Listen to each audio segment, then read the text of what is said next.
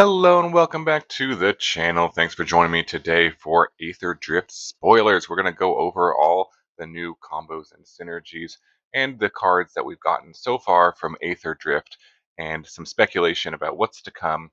Uh, Full spoiler season is just around the corner, so let's jump right into some of the cards that we've gotten so far. The Brightglass Gearhulk is the first one, and this card is very strong in my opinion. I think it's going to see some play in standard, maybe older formats. It is a 4 mana, so 2 green, 2 white. Kind of difficult to cast, perhaps, but it's an artifact creature construct, a 4/4, has first strike and trample. And it says when this creature enters, you can search your library for up to 2 artifact, creature, and/or enchantment cards with mana value 1 or less. Reveal them, put them to your hand, and shuffle. So kind of like a double demonic tutor when it comes into play. I mean, the base stats of this thing being a 4/4 first strike trample for 4 is decent. That can block a good amount of creatures win in combat, so that's pretty good. And being able to kind of double tutor for 2 things is pretty absurd, in my opinion.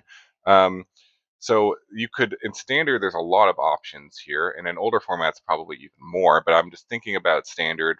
Most of my reviews are going to be focusing on standard. But if there's some cool combos or synergies in older formats, I'll point those out as well, of course. But just in standard, you've got tons of options, and you can kind of play this in maybe like a toolbox kind of deck. Haywire Might, you could search up to destroy an enchantment or an artifact that you need to destroy or just gain some life. It's pretty sweet with like Nurturing Pixie because you could search that up, play it, bounce it, play it again, search more things up. Also, Mockingbird. Mockingbird isn't really on color with it, so that's why Nurturing Pixie might be a little better. But if you were playing like a Bant deck, Mockingbird could create another copy of the Gearhulk. It's not legendary, so you can kind of basically chain a bunch of them together with Mockingbirds and create and get more tutor effects out of that. You can also search up lands, so Valgavost Lair is an option because that is an enchantment that costs 1 or less. I believe that works. Authority of the Consuls, I was thinking for an enchantment as well, could be kind of nice as a 1/of that can kind of be pretty good against aggressive decks. Ghost Vacuum, you can search up if you're playing against the graveyard-based deck. So you can kind of just make like a toolbox kind of type deck with this guy. Seems just very strong. Let me know in the comments below. There's tons of tutor targets you could get with this.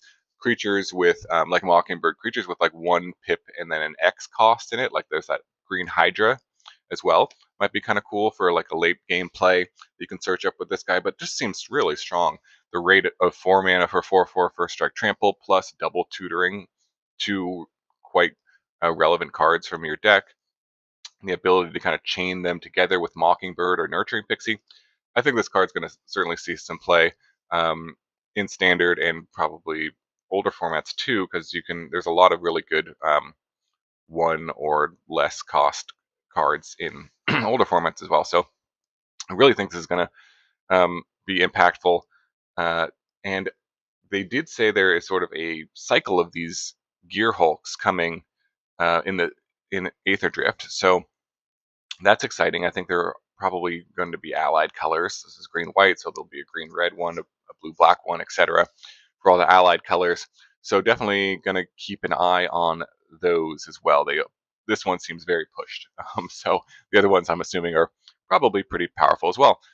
So very exciting with the Gearhulk here. Okay, let's move on to Daretti, the Rocketeer Engineer, which is 5 mana, 4 and a red for a legendary creature, Goblin Artificer, and it has a star in its power and 5 toughness. It says its power is equal to the greatest mana value on artifacts you control. Okay, interesting. And then when it enters or attacks, choose target artifact card in your graveyard, and you can sacrifice an artifact. If you do, return the chosen card to the battlefield. So this sort of trash for treasure ability, if you're familiar with that old card, on a creature, which is a powerful ability. Being able to return any artifact from your graveyard to play can certainly cheat on mana quite a bit, and you also get this quite big creature, and it gets its ability, that same ability, again every time it also attacks. So there's a lot of value potential with this guy. So like in standard, what do we want to return?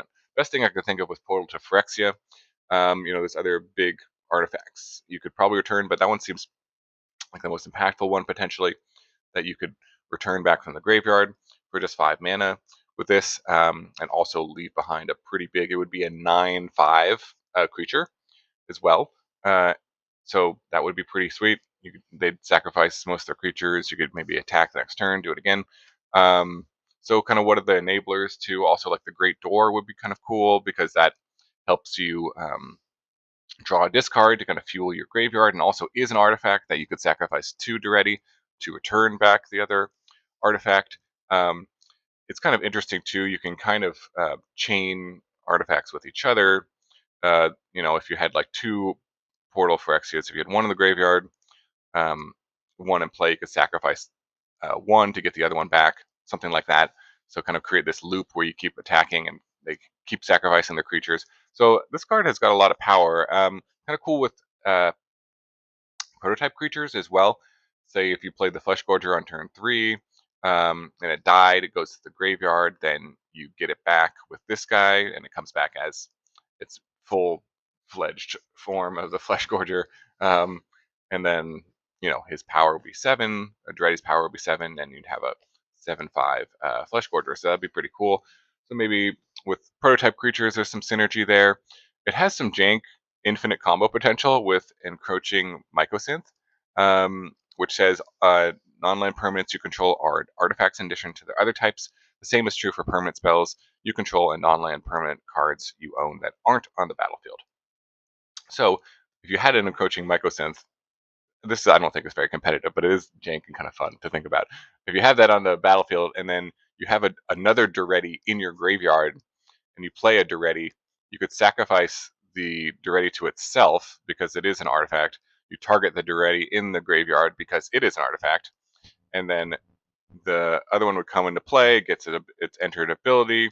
You do the same thing, sacrifice it, and just keep looping Darettis from graveyard to play, graveyard to play. They keep sacrificing themselves and returning each other. And then if you'd need another kind of payoff, anything that triggers when something is sacrificed or dies or comes into play. There's a lot of enablers for that combo to do something. There's like impact tremors, something like that would do infinite damage. It is a 3-card or 4-card combo essentially, but certainly could be some fun jank potential, and I may build a deck around that at some point. We'll see. So that's my thoughts on Daretti. Let me know in the comments what you think about this card. It seems kind of cool. Certainly good in Commander, a cool commander to build around as well. Obviously, a lot of interesting synergies there, but this is kind of my thoughts for Standard as well. Also a Goblin too, and we'll get to sort of the creature types that I think are going to be relevant in this set based on what we know so far, but Goblin could be a relevant creature type as well, so something to consider with Daretti. Okay, let's go to the Earth Rumbler, which is a 5 mana, so for a green for an artifact vehicle. It's a 7/6, has Vigilance and Trample, and it says you can exile an artifact or creature card from your graveyard, and it becomes an artifact creature until end of turn, and also you can crew it for 3. So one of the big themes of this set is vehicles, from what I understand so far. It seems like that's in all the art and story, and so that's basically what this set is all about. We're racing around the track. We're trying to win this race for the Aetherspark, I believe. So yeah, there's going to be a lot of vehicles most likely in this set. That's kind of what this card I think is pointing to. And the next card is also a vehicle. So, this doesn't seem like a very good constructed card. I think this is more of a limited sort of coded card. Pretty good and limited probably. It does have the potential to kind of exile stuff from your graveyard, so that's interesting that it can kind of crew itself, and I think that's cool. I hope they do find more ways to make vehicles kind of relevant on their own, or not have to have another creature that's in play, and different ways of sort of turning them into creatures. I think that's a great design space that they can use. So that's cool to see this, but looking at what we already have in Standard that sort of could benefit a vehicle deck, as well as, and I'll talk about mounts too, which are kind of similar to vehicles. But vehicles, we have like the whole survival mechanic from Duskmourn, where you need a creature to be tapped. For example, Rip the Spawn Hunter here. It's quite good with vehicles because it lets you, because they have crew, and it lets you kind of crew the vehicles and also tap them, and so they trigger their survival ability and during the second main phase. Rip also, says you look at the top X cards where it says power, and you put any number of creature and or vehicle cards with different powers. So Rip specifically mentions vehicles, which is cool. So sort of maybe a green-white vehicle deck in the future. Intrepid Stable Master, quite good if you're casting mounts and vehicles. Again, both of those types I think are going to be relevant here. Being able to have a 2 mana for a 2-drop that taps for 2 additional mana is quite powerful. So something to keep an eye on with that. Miriam also works with says mounts and vehicles you control have hexproof during your turn, and whenever a mount or vehicle you control attacks, you put a +1/+1 counter on it. So again, it's like seeing like green-white is really the support color for a vehicle deck, potentially. And then one last job can also return mounts and vehicles from your graveyard to the battlefield. So maybe if there's a giant vehicle you want to reanimate, that could be something to consider as well. Yeah, we'll have to kind of see what more vehicles we get. The next card is another vehicle, but you know, we'll have to see in the set. But just kind of good to keep in mind what the vehicle synergy cards we already have are in standard. All right, let's see. The next one is the Lifecraft Engine, which is a 3-mana artifact vehicle. This is a rare. A 4/4, and it says that when it enters, you choose a creature type. Vehicle creatures you control are the chosen type in addition to their other types. Interesting line of text. Never have seen that on a card. We're changing the types of a vehicle in specific, which also includes this card itself, because it is a vehicle. So when it becomes a creature, it'll be that type. Just something to keep in mind. And most importantly, this last line of text says each creature you control of the chosen type other than this vehicle gets +1/+1. So an Anthem effect has crew for 3. It reminds me of Patchwork Banner, which we already have in standard available.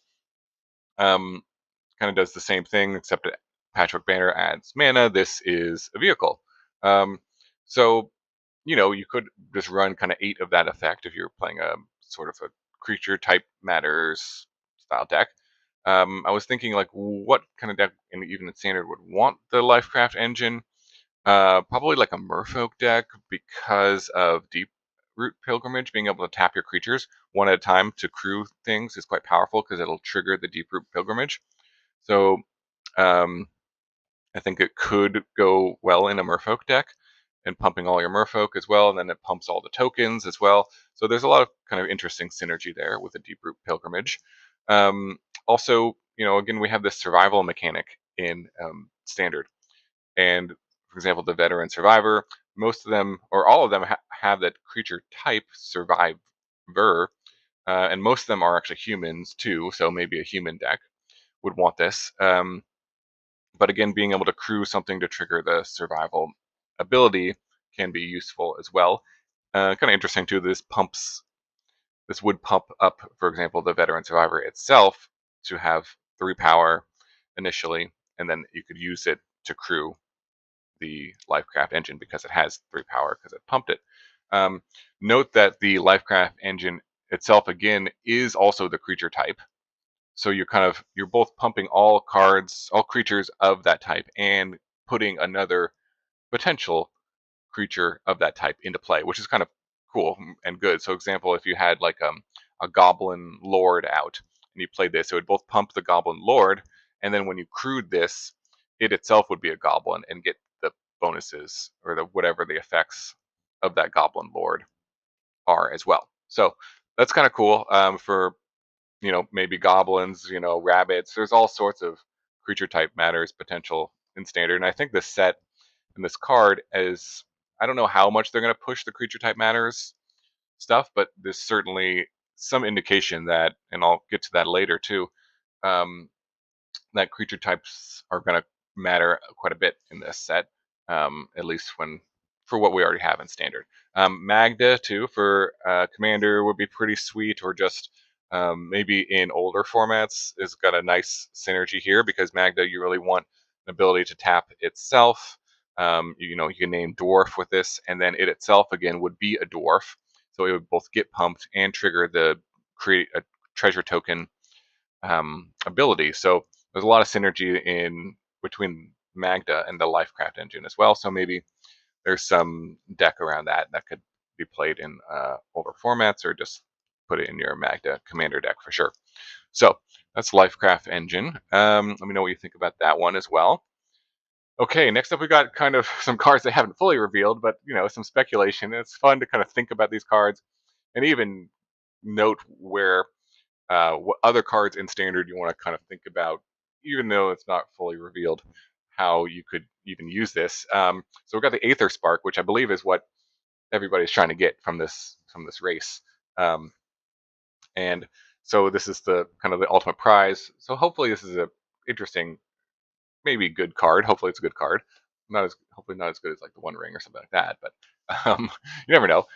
So it is a legendary artifact planeswalker equipment, which is very interesting, and we've never gotten that type line before. I don't think there's even been a artifact planeswalker before. There's been like colorless planeswalkers, like Karn and such, but I don't think we've ever gotten an artifact planeswalker, let alone an equipment planeswalker. So this is very interesting and unique. And of course, we'll talk about planeswalker synergies with the next card, but this is unique because it is an equipment as well, and an artifact. And another thing to note too, just as we've gone through these cards, almost all of them are artifacts or interact with artifacts. So cards that synergize with artifacts might also be useful to think about with this set, because there may be kind of an artifact sub theme as well. But we've got Aster, the Bearer of the Blades, in Standard already, which lets you look at the top 7 cards of your library. You can reveal an equipment or a vehicle card. So again, Aster also works quite well with all the vehicles.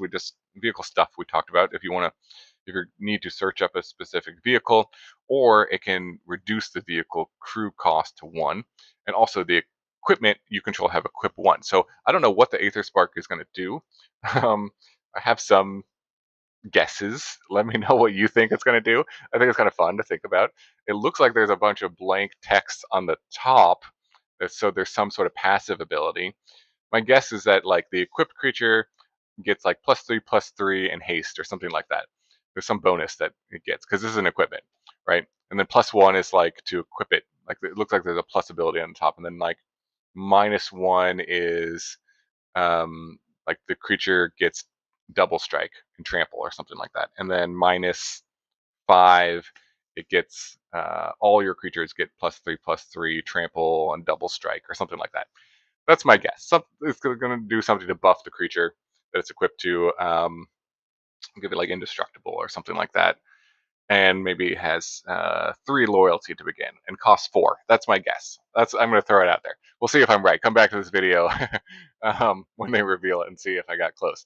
But there are interesting cards in Standard that interact with specifically equipment. So if this card is good, there are ways to find it. Kellen also can, with its Birthright Boon adventure, can search it out as an equipment, and you can just, so if this is part of a combo or a good deck, Kellen could be quite good as well, because that's just like a 2-mana tutor is not bad, and also you get a creature with it.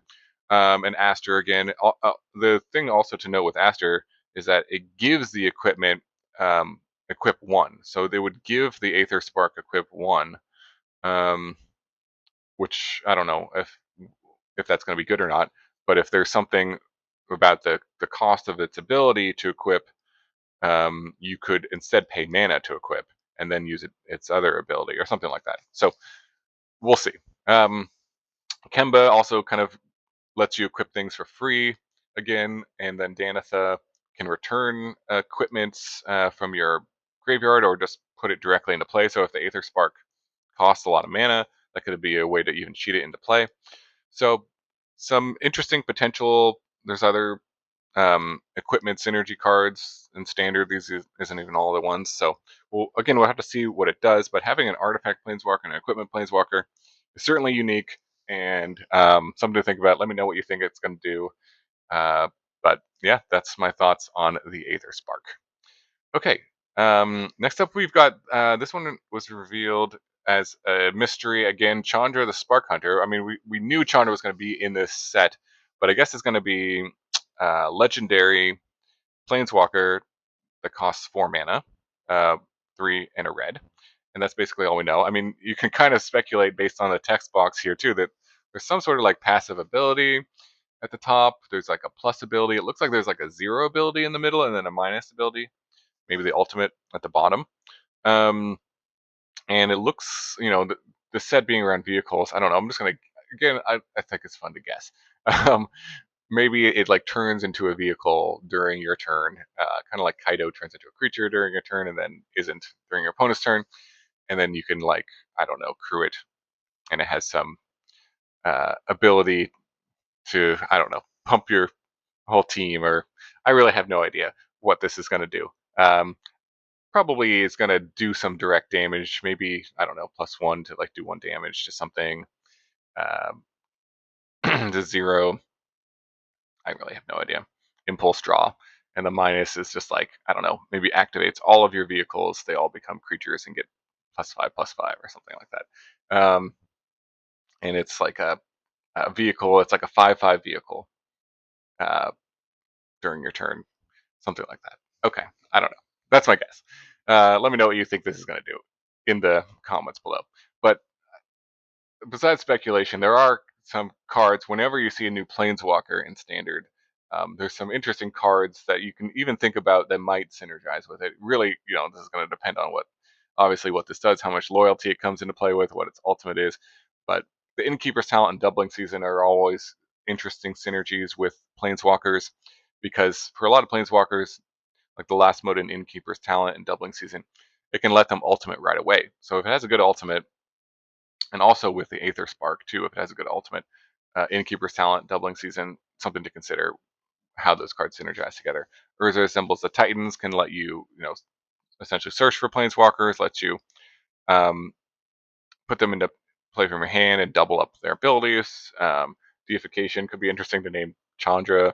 There's like, I think there's 2 other Chandras already in Standard, so you could just like make a Chandra tribal deck if you wanted to with deification to give them all hexproof. I don't know. So, this is again speculation. Let me know what you think Chandra is going to do, but pretty cool. Love the art, obviously. So that is some ideas with the new legendary Planeswalker Chandra.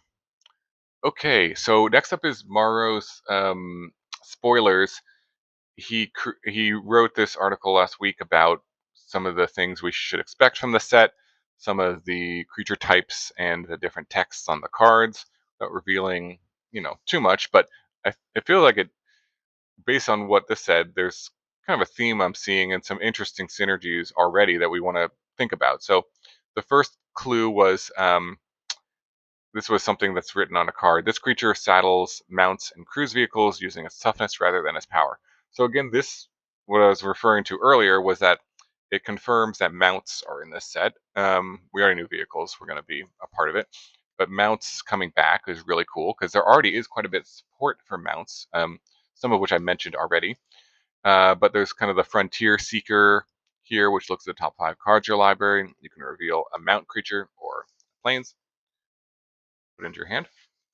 There's also like a land that like reveals mount cards from the top of your deck and like can tap for any color to pay for mount spells, I think. So maybe this creates more of a mount synergy deck, and that's really cool. So some good potential there. Other dinosaurs you control get +1/+1, so that's cool. Confirmation that there are at least some dinosaurs or support for dinosaurs in this set, and there's from the Lost Caverns of Ixalan, there's a ton of dinosaur synergies already in Standard. For example, Ixali's Lorekeeper can tap for mana of dinosaurs. There's tons of dinosaur synergies, which are decent, I would say, somewhat competitive. We just got Galta from Foundations, so we'll see, how much support dinosaurs get, but something to consider as well. There's a card that says tap to add red for each goblin you control. Again, there's a lot of support for goblins. Foundations kind of boosted that as well. There's some new goblins. There's another new Goblin Lord. We already had the Runveld Horde Master, which is a very good Goblin Lord card. So yeah, something to keep in mind with updating your goblin deck. Whenever you attack, if a pirate and a vehicle attack this combat, dot dot dot. So we know that pirates are coming back. There's some support for pirates, um, and pirates do work well with vehicles because pirates kind of have synergies often with artifacts being in play.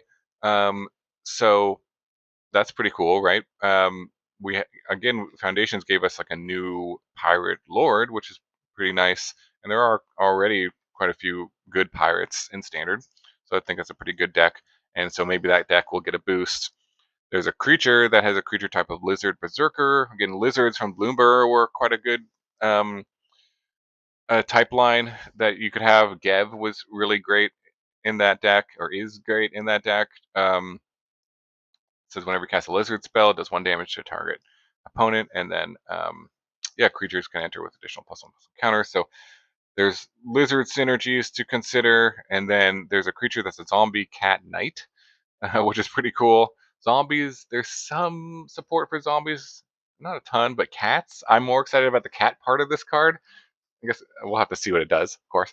But Airbow, I tried to create a cat deck, which was fun on this channel, and Airbow pumps all your cats, and then whenever another non-token cat comes into play, you create another cat. So that's a pretty powerful Lord effect. So getting more cats for potentially for that deck could be pretty good. So we're seeing, like I said earlier, that creature type matters could be an important part of the set for sure, right? So um, good thing to kind of just like look back in Standard, what kind of creature types are already supported, what do we have that could synergize with these cards. And then the one on the bottom kind of goes in line with this here. The creature, there's another creature type which we know is a dinosaur dragon mount. So again, confirmation of mounts are coming back, and dinosaurs as well, and dragons. So dragons are definitely a fun um, uh, card type in Standard that has some support. We got the Carnelian Orb, which is I think quite a powerful card. If we have good support for dragons in Standard, that one is from Foundation. Sarkhan and Rivaz can both help cast your dragons a little easier. Create Rivaz can cast dragons from your graveyard, and Sarkhan becomes copies of dragons. So some powerful effects here that could be useful. We'll see how many dragons or what this dragon. If there's just one dragon, we'll see what happens. But something to keep in mind. And then there's also a card that says whenever a player casts a spell they don't own dot dot dot. So I was like, I read that and I was like, what does that mean? Like how could you do that? But you actually can do that. So there are certain cards in Standard that sort of steal your opponent's cards. For example, from the Decadent Dragon, the expensive taste part, exile the top 2 cards of target opponent's library face down. You can look at them and play them as long as they remain exiled. Outrageous Robbery does a similar thing. You can look at the cards and cast them as though they had mana of any type. And Laughing Jasper Flint also does the similar effect. You can exile X cards from target opponent's library. X is the number of outlaws you control, and you can cast spells from among them from mana of any type. So those are ways that you can cast spells that you don't own, basically. Um, yeah, we'll kind of have to see what this card does, but that is a way to trigger it, that ability, and just something to kind of keep in mind as we're whenever that card gets revealed, what cards could synergize with it or enable it, essentially. Okay, so that's basically all we have about Aetherdrift so far.